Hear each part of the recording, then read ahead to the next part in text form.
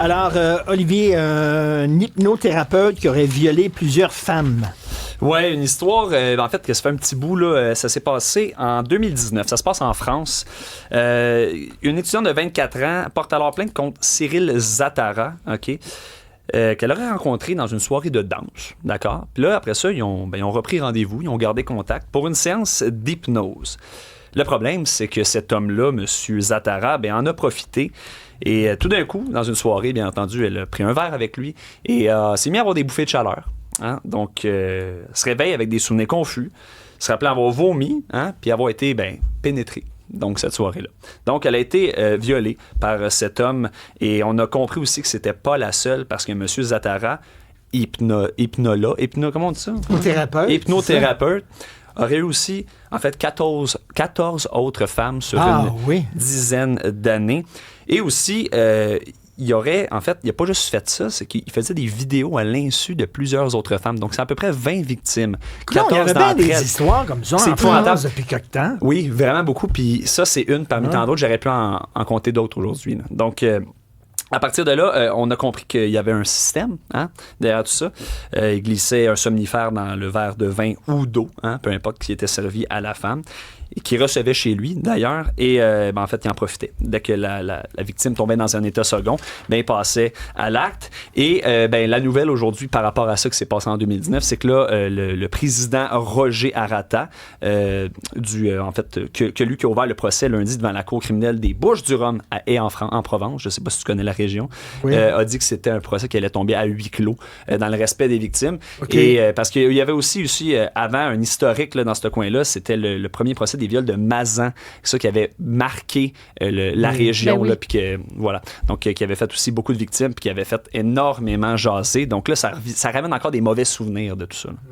Non, mais c'est drôle parce que justement, je voulais parler qu'on a annoncé aujourd'hui un documentaire sur Gisèle Pélicaud. Ah, ben oui, exactement. Justement, donc elle aussi, on connaît son histoire, là, je veux dire, ça nous a bouleversés à travers le monde. Donc, un documentaire pour mettre de l'avant justement le fait qu'elle avait renoncé à son anonymat aussi, qu'elle avait voulu prendre la parole publiquement, qu'elle ne voulait pas non plus être définie par ces événements-là, tu sais. Je veux dire, pour souligner le courage que Gisèle Pélicaud a eu dans toute cette histoire-là. Donc, un documentaire qui va être réalisé par Johanna Nadzegara, qui est la productrice oscarisée du documentaire de White Helmets, Les Casques Blancs, qui était sorti autour de 2016-2017. Et c'est la chaîne Discovery, donc Warner Bros. Donc, à voir éventuellement ou sur quelle plateforme ça va sortir. Tout ça en raison de Netflix. Mais donc, on a annoncé ce documentaire-là aujourd'hui. Et il y a le livre aussi de Gisèle Pélicaud qui s'en vient le 17 février. Il y a une BD. Prochain. J'étais à Paris, dans les librairies. Il y a une grosse BD sur l'histoire de Gisèle Pélicaud aussi. Puis ce procès-là, là, vraiment. Puis elle, d'ailleurs, qui voulait pas avoir ce huis clos-là parce qu'elle disait c'est donner l'emphase, donner le pouvoir aux violeurs. Parce que là, on ferme ça, on n'explique ça à personne. Donc, il n'y a pas de chose qui avance. Confronter, puis elle l'a confronté, puis elle le regardait dans les yeux. Exactement. Ça, alors, un deuxième documentaire aussi. Là, oui, Stranger Things. Pendant le temps des fêtes. Là, moi, j'ai abandonné après la deuxième saison parce que je trouve c'était long, là, attendre la prochaine, puis tout ça. Fait que j'ai décroché. Mon chum, toujours mordu. Fait que pendant le temps des fêtes, à un moment donné, je me rendais compte, mon chum est plus là, comment ça se fait? Ah ben oui, il y avait un nouvel épisode qui était sorti, donc il s'éclipsait pendant les rencontres familiales pour aller visionner le dernier épisode qui est sorti le 31 décembre. Et là, Netflix a annoncé aujourd'hui que le documentaire sur cette dernière saison de Stranger Things sortira le 12 janvier. Okay, c'est dans les coulisses. Là. Absolument. C'est full, vraiment axé sur les coulisses, mais quand même, l'équipe du documentaire a passé une année entière avec l'équipe de Stranger Things, donc sur les plateaux avec eux, tout ça, pour les voir donner vie, donc à la dernière saison. Et c'est un accès inédit. Puis ce que je trouve intéressant là-dedans, c'est que dans le communiqué de presse, pour annoncer les détails du documentaire, les frères Duffer ont dit en fait, hey, tu sais, nous, là, on vient de Durham, en Caroline du Nord. Tu sais, on rêvait d'être cinéaste et tout ça, mais tu sais, Hollywood, là, ça nous semblait loin, ça nous semblait inaccessible.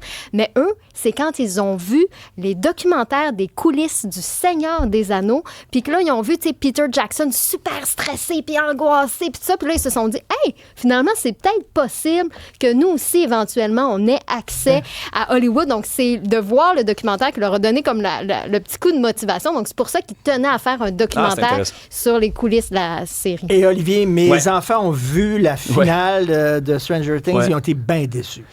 Ouais. Écoute, moi, je fais partie des personnes qui, à 9h, c'était à 8h que ça allait sorti le 31, mais moi, de 9h30, on va dire à 11h30, juste avant le décompte, là, j'écoutais la finale de Stranger Things. Je fais partie de ces gens-là. J'ai écouté le bye-bye le lendemain, pour être bien honnête avec vous. Et oui, c'était décevant parce qu'en 2 heures, il fallait récapituler les énigmes de 10 ans, c'est-à-dire on va dire 5 saisons, les 4 saisons précédentes et les derniers épisodes qui ont sorti dans la 5e. Mais oui, c'était vraiment, il y avait tout s'est passé extrêmement rapidement. Là. Ça c'est ça, mes enfants ont dit ça fait 5 ans qu'ils se battent contre un monstre, puis là, en 1 minute, c'est fini. Fini. Ouais. Il a réussi à le tuer comme ça. Là. Ça fait 5 ans qu'il essaie de le tuer. Avec des lance-pierres et des petites flammes. Des lance-pierres et des petites flammes, Milon. Là, il ne faut pas divulgacher trop de choses. C'est vrai. On a peut-être des auditeurs qui ne l'ont pas encore écouté. Ah, ben c'est vrai. OK, oubliez ça, ce qu'on vient de dire. Merci beaucoup. Faut effacer.